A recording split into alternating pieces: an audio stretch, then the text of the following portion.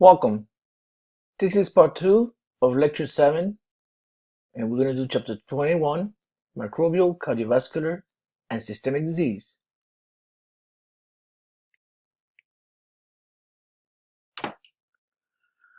The structures of the cardiovascular system, I would like you to review this. I would like to go straight into the microbials, but remember what are the main parts, the blood flow, how the heart works, and the main structures.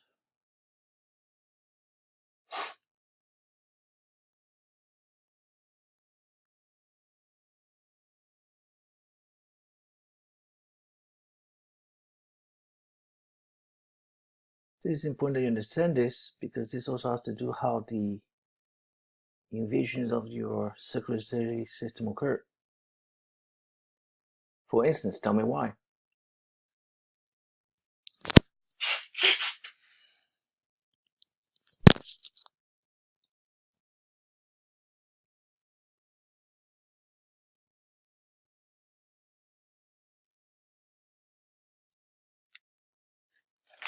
Okay, let's go to the bacterial, cardiovascular, and systemic disease. Septicemia. That means any microbial infection of the blood that produces illness. When it's bacteremia, it is because it's caused by bacteria. The toxemia refers to the release of the toxins from the bacteria, and lymphangitis, it means the inflammation of the lymphatic vessel. And of course, it is usually associated with the bacteremia.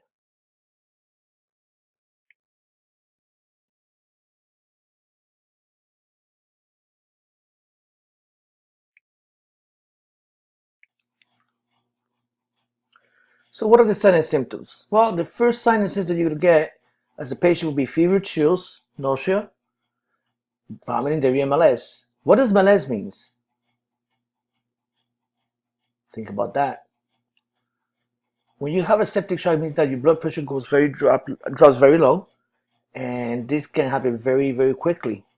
Other signs and symptoms can be the lesions, which can be called pediculae. These are small hemorrhagic lesions. Osteomyelitis, look at the word osteo, that means it invades the bones. And toxemia, which vary depending on the toxin. If it's exotoxins, it's actually released from the living microorganisms, when it's endotoxins, released specifically from the gram-negative bacteria.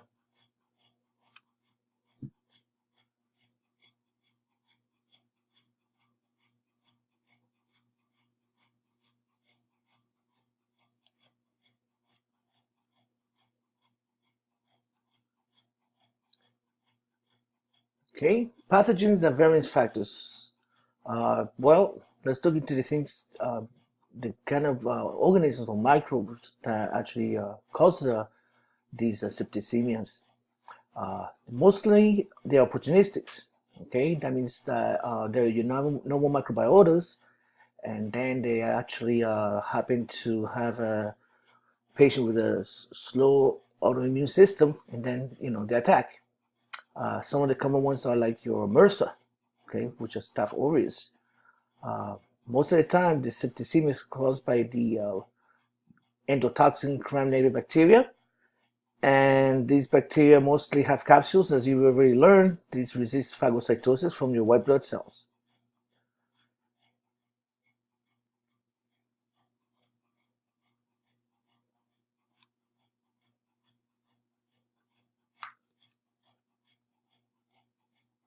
Okay. Furthermore, again, the most common causes are the Staph aureus, the Strep, and the Enterococcus. If you're immunocompetent, you really get septicemia.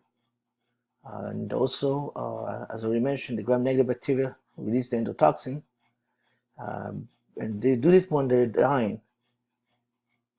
And this is what activates defensive reactions by your body, and specifically starting with a fever.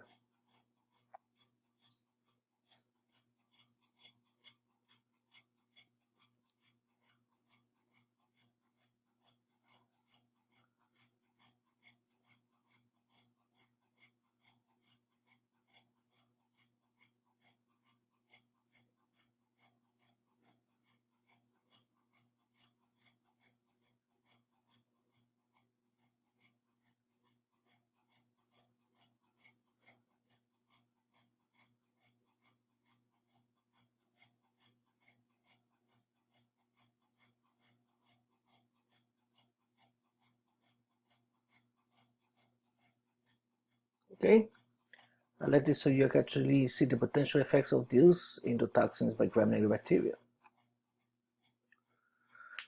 So let's look at how is it diagnosed, treated, and prevented.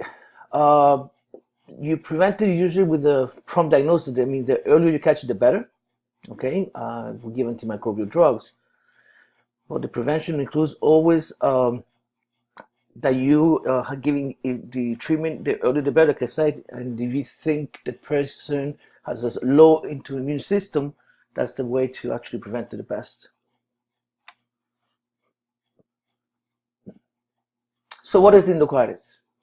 That's the inflammation of the endocardium. As you remember, this is the inner lining heart of your chambers.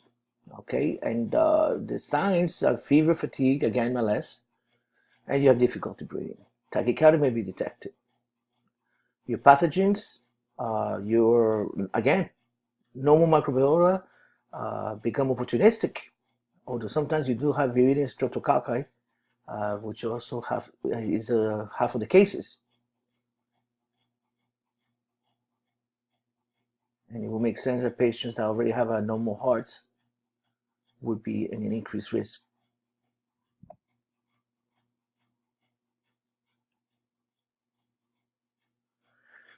The diagnosis is based on symptoms. You visualize by echocardiograms, and vegetation means we look to see if the echocardiograms there could be an indication of opportunistic bacteria that become virulent. We also look at intravenous antibacterial drugs to see if we can treat it.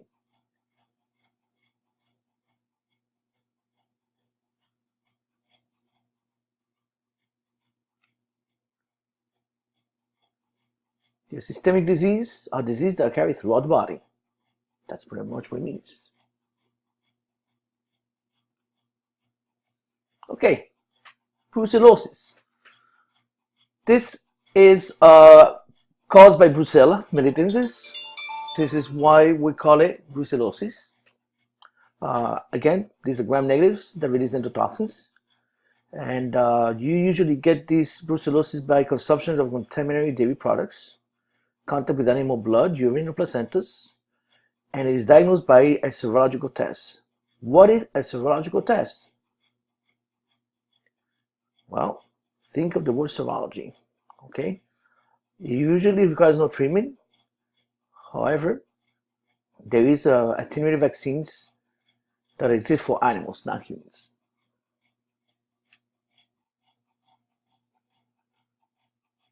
Tularemia.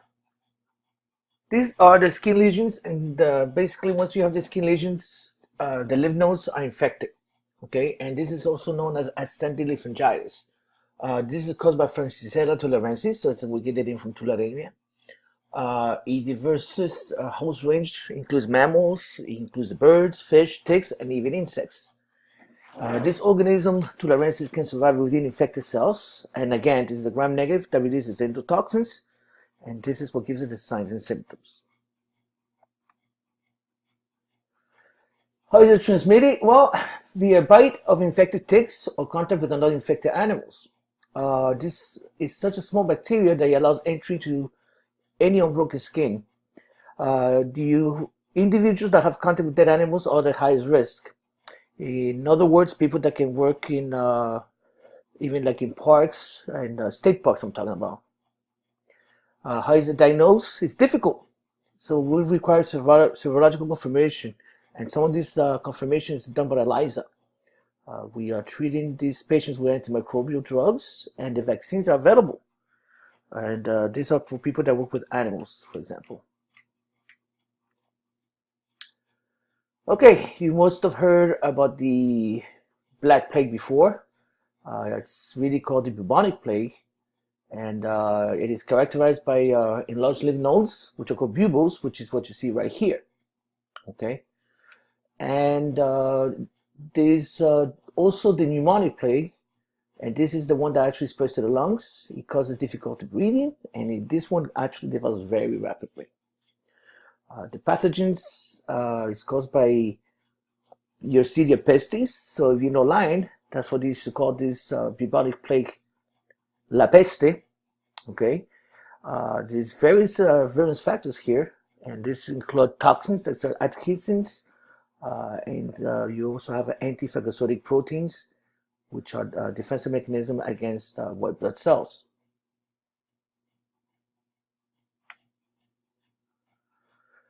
So how is it transmitted? Well, it's infected animals of flea feces. It's fatal in 50% of the cases when untreated. However, the pneumatic plague is fatal in 100% if it's untreated, and this is the one that actually caused the pestis. The treatment and prevention, well, is based on the different symptoms. It depends if, you have to treat a gangrene, if the patient has chills, has fever, has seizures. However, it must be treated immediately. The longer you take, the higher the percent of risk to become a statistic. And as you remember, maybe from history, the fleas came from rats.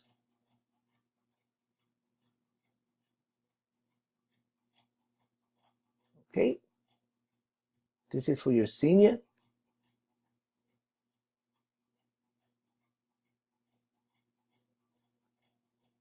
And that's how we can tell what kind of organisms you have. As you can see, they're grown in a blood medium, which is also known as blood agar. They look at the colony morphology.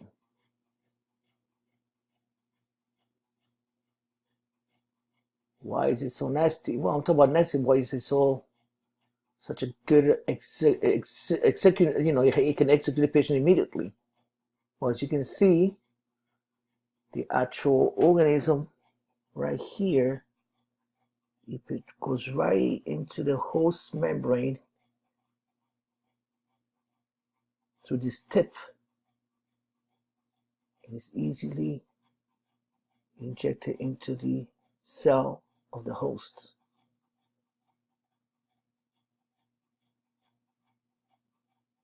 There you go, the flea bite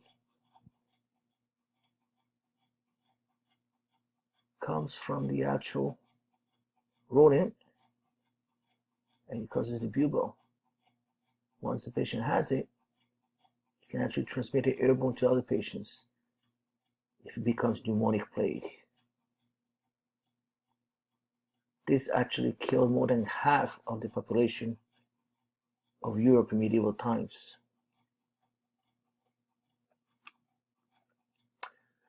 Lyme disease. This is also known as the bull's eyes rash because look what it looks like in the site of infection. It's a natural, very common disease. It's caused by a bacteria, which is a spirochete, which you can see right here. This is a spirochete, and it causes numbness, weakness, headaches, Bell's palsy, which you probably heard about, is visual paralysis. And it even gives you lost balance when your eyes are closed. It can lead to severe arthritis. It uses manganese instead of iron, circumvents for the host defense, and it actually avoids immune detection by altering membrane proteins in its surface.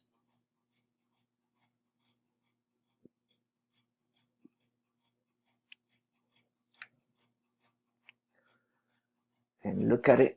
Look at this parakeet, how it looks under the microscopes, which I find it pretty cool. I mean, I don't find it pretty cool for a patient to get this, but under the microscope from the microbiologist point of view. And as you can see, it attacks your red blood cells. So where does this Lyme disease come from? Well, you need to avoid deers, that's for sure.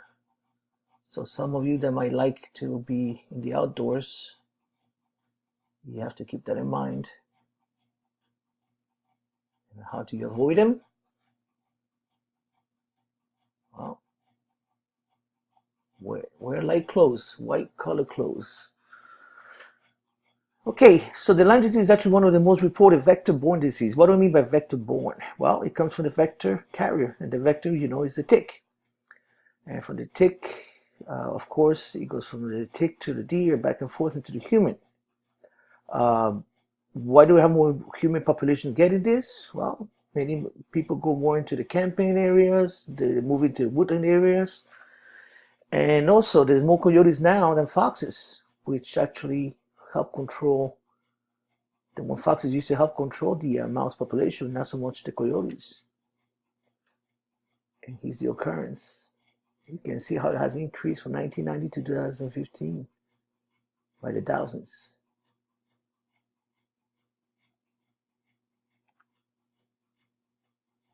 Well, again, how we do a diagnosis?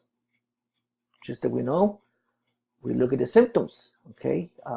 Barely to detect in the blood is very difficult. How do we treat it? Again, antimicrobial drugs as early as possible, because if you wait for later, it's difficult, because then it can actually go and affect your immune system. How do you prevent it? Well, like I mentioned earlier, repellents and protective clothing. Okay, so let's go into ehrlichiosis and anaplasmosis. This actually, when you have the symptoms, you think you have the flu, okay? It actually causes leukopenia, and that pretty much means that your white blood cells are going to decrease, and it's also going to cause thrombocytopenia. Also, it affects your platelets. The various factors here is, well, is ehrlichiosis is by Escherichia cholerae, and anaplasmosis is caused by Anaplasma phagocytophilium. They both live inside the infected cells. And how they transmit it? Again, ticks transmit this bacteria to the human. And look how it goes. It enters into the white blood cell, and then, just like through schistosomosis, they release.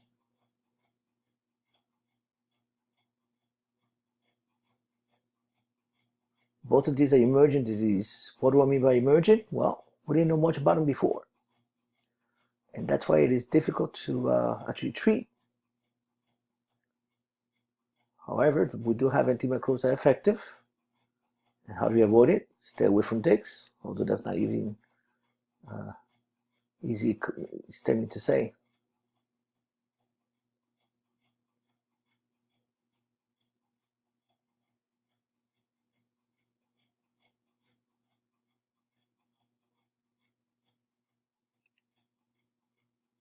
There you go. Why wear light color pants?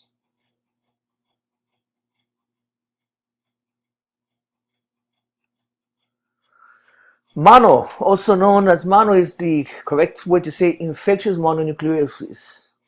It causes severe throat and fever, and it can lead to lymph nodes being swollen, your fatigue, loss of appetite, and a rash in your skin. There are different pathogens that can cause this, and these are usually Epstein-Barr viruses.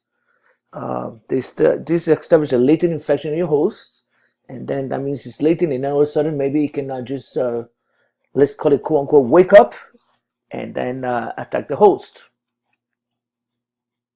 And this is an example of different disease.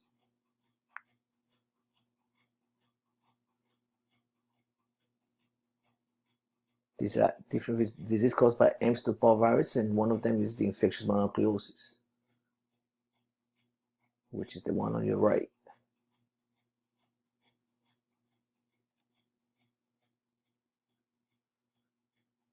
When do you get the mononucleosis? Well, as they call it, it's also known as your kiss disease, right? Because it occurs via saliva. However, many adults don't even get this because we have antibodies against the EBV. Okay, Epstein-Barr virus I'm talking about for EBV. How do we diagnose?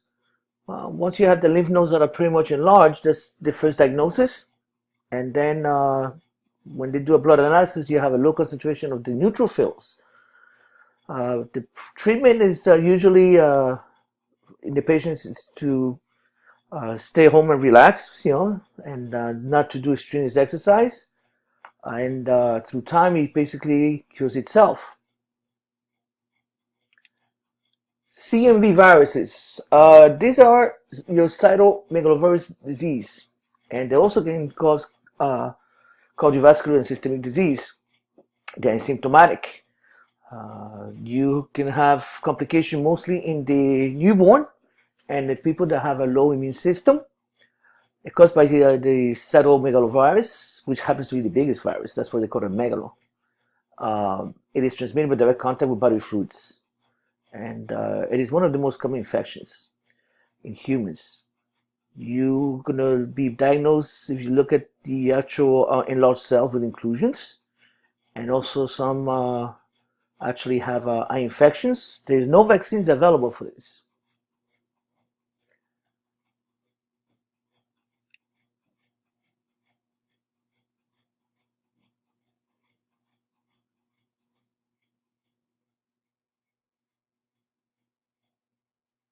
And look at that, it looks like an owl. That's what they call the owl cell. Now we're going to go into the viral hemorrhagic fevers. And you probably heard a lot about these, such as the yellow fever, dengue, Ebola, and the Marburg hemorrhagic fever.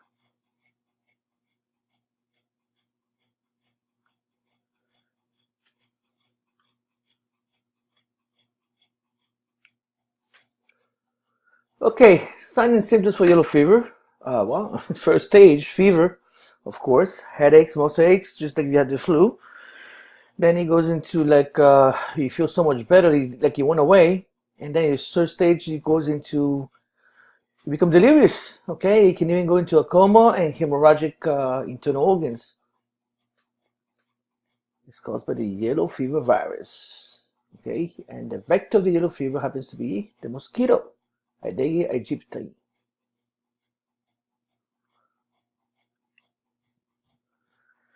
Okay, so yep, via the bite of a mosquito, it is transmitted, travels to the liver, where it replicates, so it affects your hepatic cells.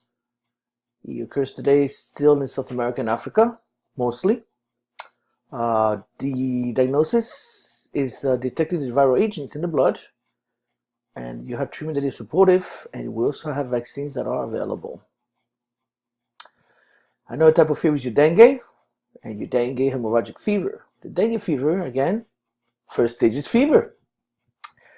And you can also detect edema in your skin, and in dermis, of course. You have head and muscle pain, and then your second phase, it returns to fever and a red rash. Now, when we talk about dengue hemorrhagic fever, it is, of course, much more dangerous because it goes into internal bleeding, shocks, and possibly death. The pathogens, there's different viruses. There's actually 4 strains, and the vector happens to be the Aedes mosquito.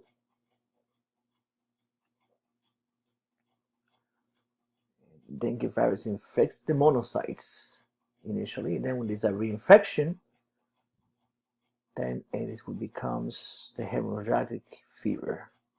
So for you to get a hemorrhagic fever, dengue hemorrhagic fever, it is a second infection.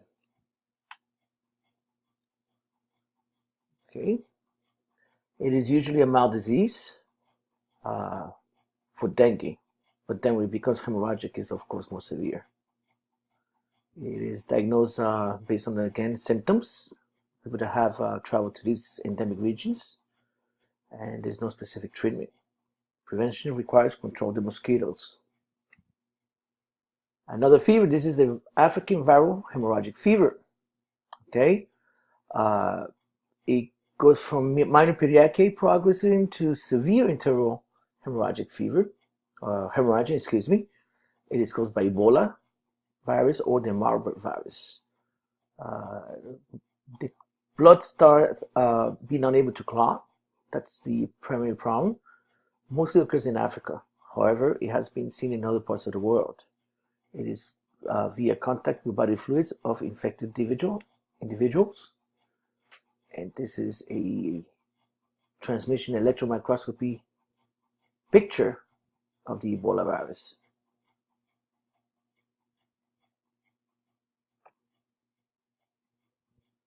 As you can see, like I mentioned earlier, it is mostly in Africa. However, as you may recall, there has been sites like in Europe and also in the United States of Ebola, but these are people that have traveled from Sierra Leone to other parts of the world. The African viral hemorrhagic fever is diagnosed again by looking at the symptoms and then looking to the blood for the virus. Uh, a lot of fluids and electrolyte replacement. Okay, and the vaccines are being studied for this effectiveness in humans still today. Tell me why.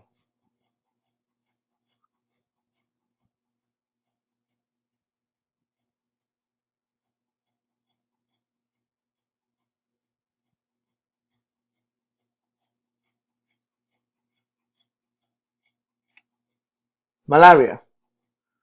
The name malaria comes from line of malady, because you used to think that it came from the actual air, from bad smell of the air in medieval times, but it's not. Okay, it's actually associated with parasites life in the erythrocytes. It causes fever, chills, diarrhea, and headache, leading to anemia and fatigue, which gradually occurs and makes it worse and worse. There's four types of Plasmodium species that causes malaria. Depends on the species on where it's located. Okay, but the Plasmodium falciparum, it is the one that causes the most severe malaria. The most vulnerable are the children.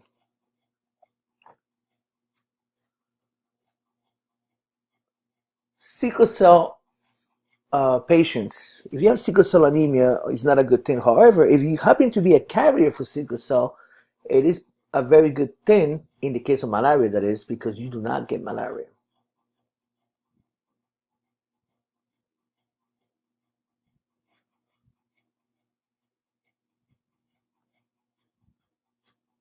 And this is the life cycle, as you can see.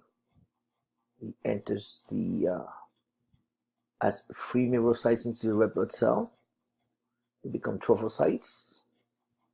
Then they undergo shigosogony. Then they release these, call it little babies. And then some of the merocytes develop into males and females gametocytes within the erythrocytes.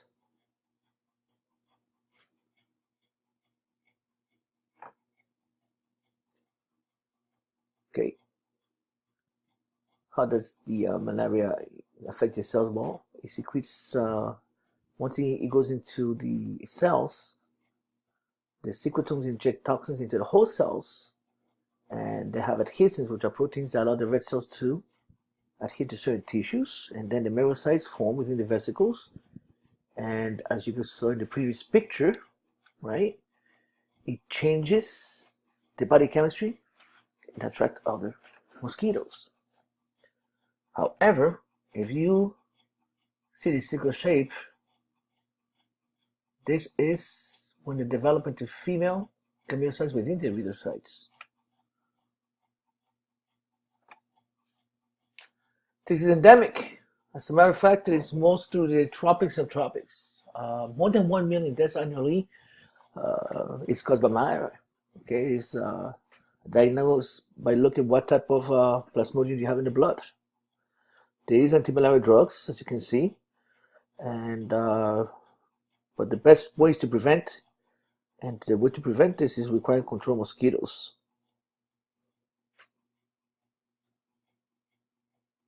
And as you know, when you go to areas that have malaria countries, when you go back to the States, they will ask you, where have you traveled, in order to find out if you can give blood or not.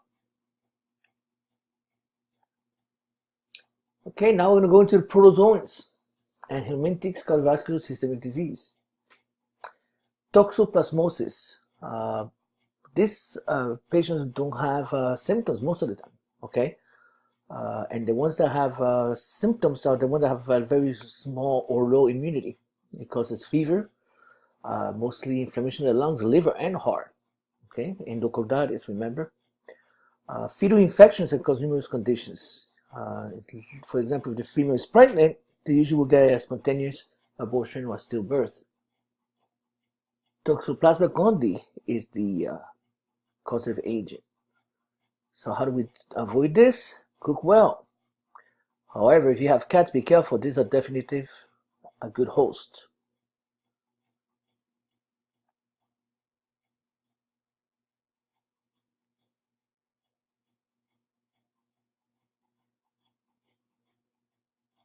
And this is the life cycle of your Toxoplasma gondii. And that's what I was talking about. If you have a cat, they're very good carriers.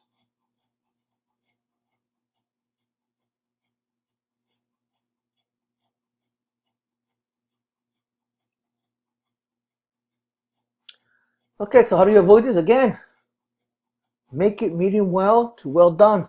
Okay, this will kill the parasite.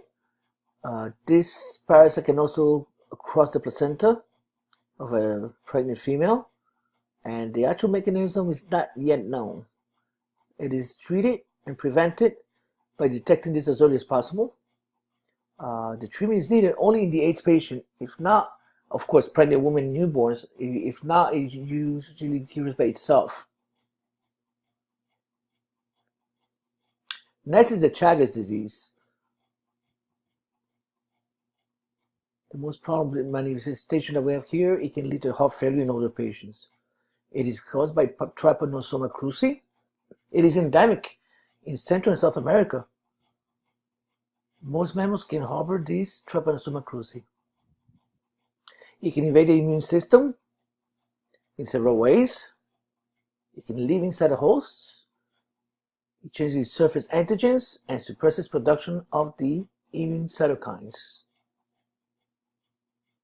And here's a picture of the life cycle. As you can see, the kissing bug is the vector.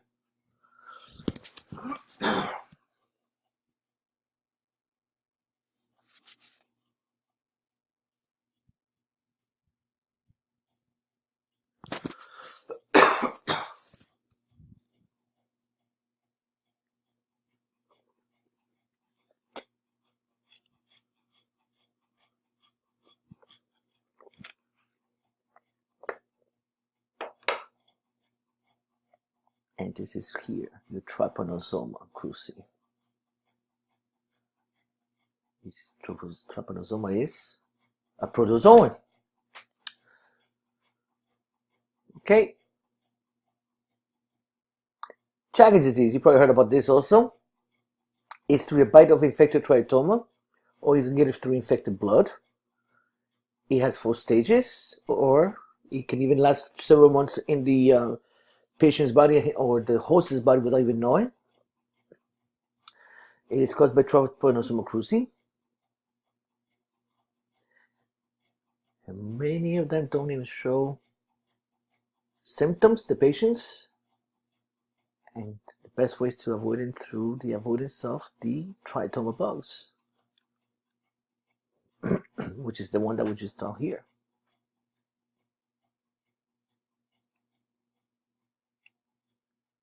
And again, sorry about that, wrong direction. Now the next one is the schistosomiasis. Okay, this is also it attacks the bladder, and actually it can cause bladder cancer in the long run. It actually deposits throughout your body the eggs, and one of the main areas it affects is the bladder, as I mentioned. And it is caused by 3 species of schistosoma, which are also known as the flatworms.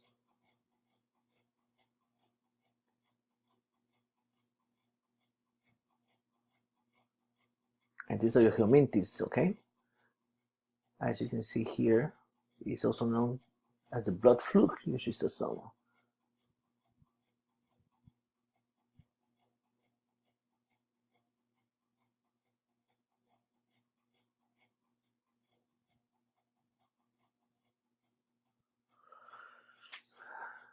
Who are the principal hosts? Well, humans are, okay?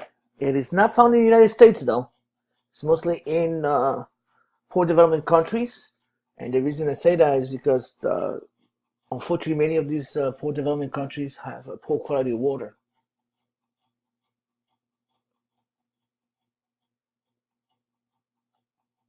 Tell me why.